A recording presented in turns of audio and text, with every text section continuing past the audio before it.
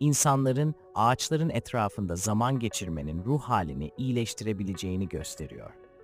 Doğada bulunan fitokimyasalların, özellikle ağaçların salgıladığı fitonitrit adlı bileşiğin, insanların stres seviyelerini düşürebileceği ve ruh halini olumlu yönde etkileyebileceği düşünülüyor. Bu tür araştırmalar, doğanın insan sağlığı üzerindeki olumlu etkilerini anlamamıza yardımcı oluyor.